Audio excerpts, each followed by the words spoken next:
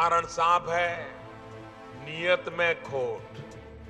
आप सभी के लिए ऐसी पुख्ता योजना लेकर के ये आपका मजदूर नंबर 1, मैंने लाल किले से कहा था, मैं देश का मजदूर नंबर 1 हूं।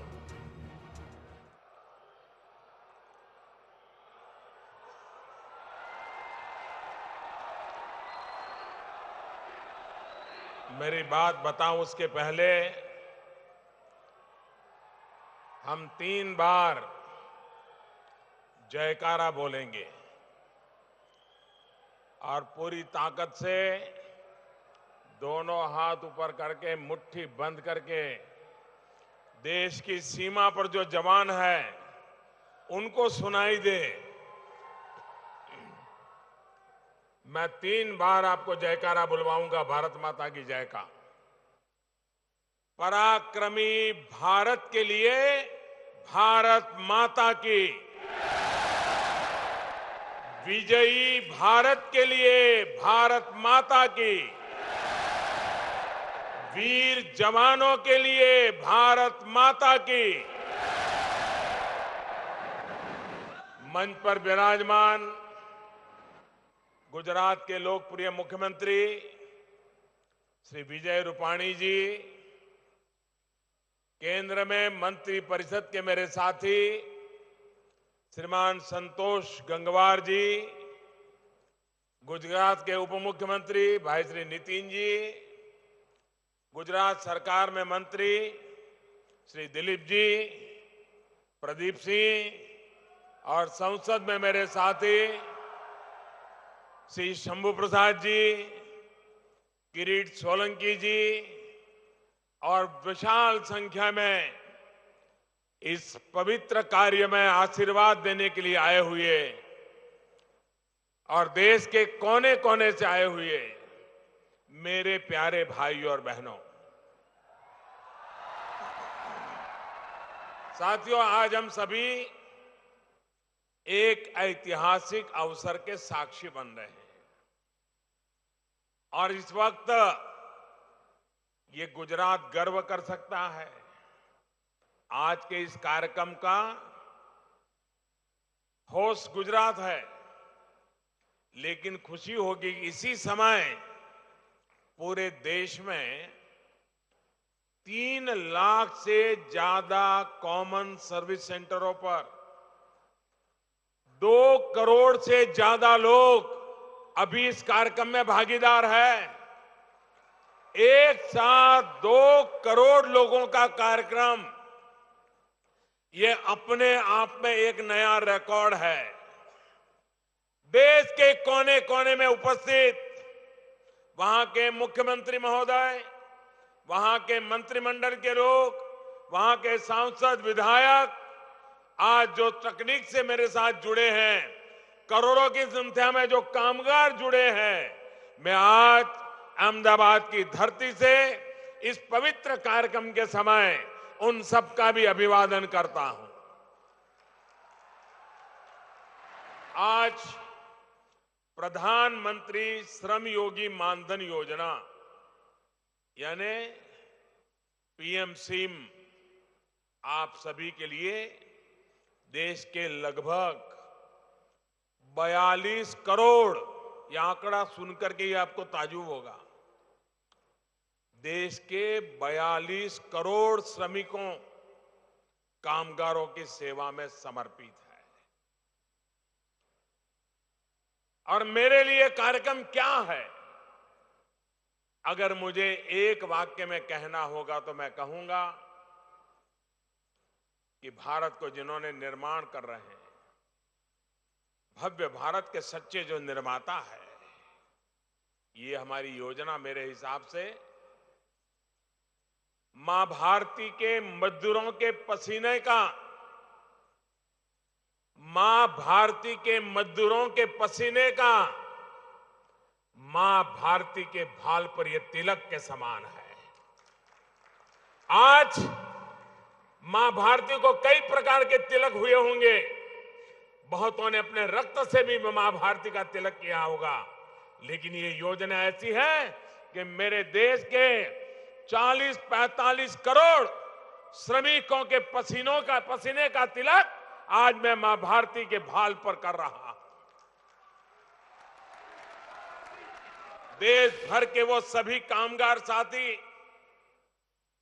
जो घरों में सेवक के रूप में काम कर रहे हैं, जो घरों से कचरा उठाने का काम करते हैं, कबाड़ से आजीविका कमाते हैं, कोई कपड़े धोने का काम करता है, कोई बर्तन मांजने का काम करता है, कोई खाना पकाने का काम करता है, कोई बच्चों को स्कूल ले जाने लाने का काम करता है, कोई लेदर का काम करता है, कोई खेत के अंदर मजदूरी का काम करता है, कोई सड़कों का निर्माण करता है, कोई सिक्योरिटी के अंदर काम में लगा हुआ है, कोई रेहड़ी ठेली चलाता है, कोई बुनकर है, कोई रिक्शा चलाता है या कोई फिर चाय बेचता है।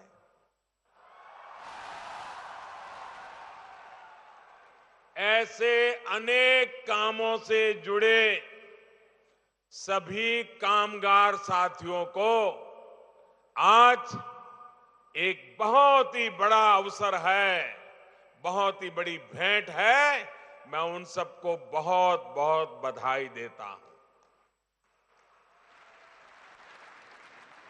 ये योजना ऐसी है कि मेरे मजदूर भाइयों बहनों, मेरे कामगार भाइयों बहनों, मेरे श्रमिक भाइयों बहनों, पसीना बहा करके जिंदगी जीने वाले मेरे भाइयों बहनों, ये आपको अपने बुढ़ापे का एक मजबूत संबल इससे मिलने वाला है।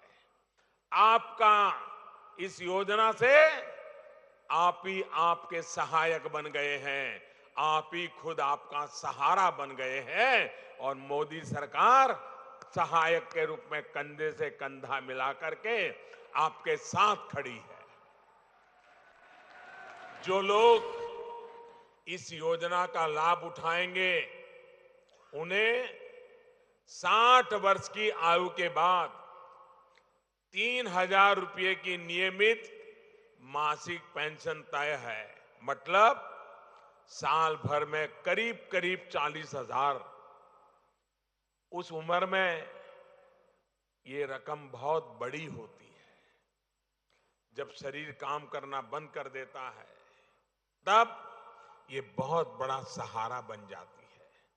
आज कुछ लाभार्थियों को यहां योजना से जुड़ने पर एक कार्ड दिए गए हैं और मुझे बताया गया, अभी मंत्री जी मुझे कह रहे थे कि अब तक आंकड़ा करीब 14.5 लाख साथी इस योजना से जुड़ भी चुके हैं।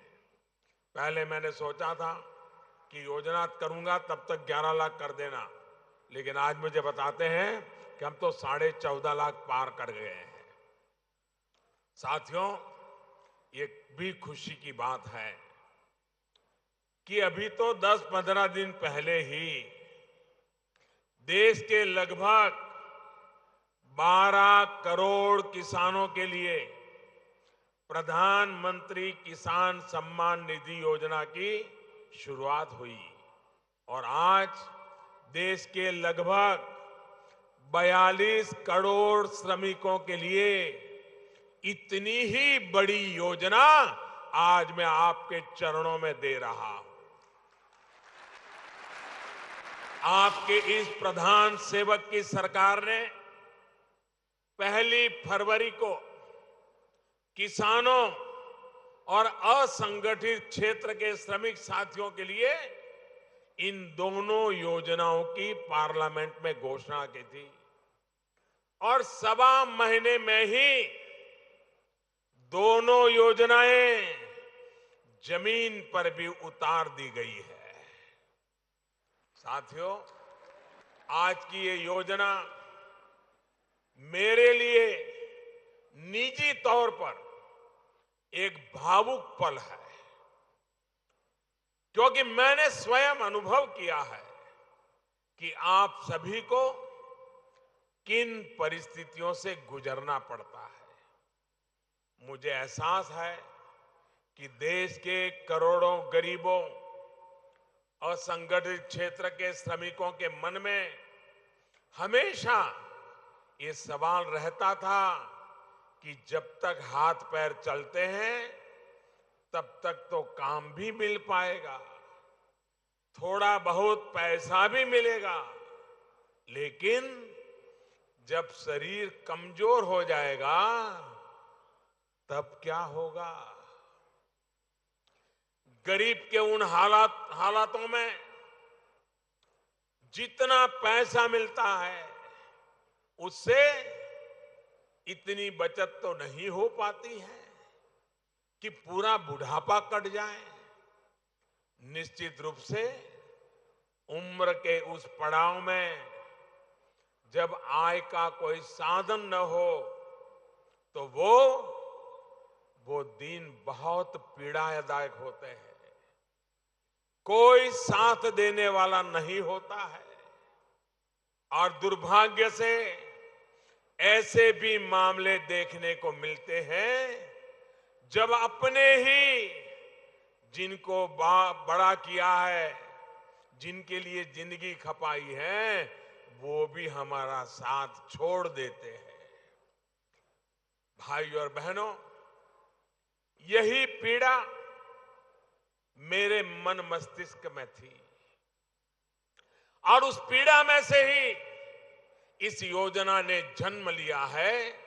प्रधानमंत्री श्रम योगी मान धन योजना। भाइयों और बहनों, आजादी के बाद के इतिहास की यह पहली योजना है जिसने समाज के उस वर्ग को छुआ है जिसके बारे में कभी सोचा ही नहीं गया, जिनको अपने नसीब पर, अपने भाग्य पर छोड़ दिया गया था। नारे खूब लगाए गए, राजनीति करने में कोई कसर नहीं छोड़ी गई। किसी ने गरीबी हटाने के नारे लगाए, कुछ लोग अपने आप को मजदूरों का मसीहा कहने लगे। इस देश में कई राज्यों में कम्युनिस्टों को सरकार बनाने का मौका मिला, लेकिन उन्होंने कभी असंगठित मजदूरों के लिए ऐसी योजना नहीं बनाई।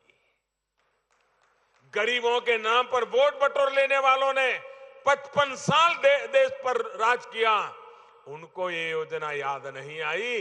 55 महीने में एक चाय वाले के बेटे ने गरीबों की सुनी और योजना बना दी। कारण क्या? ऐसा क्यों नहीं हुआ? कारण साफ है, नियत में खोट।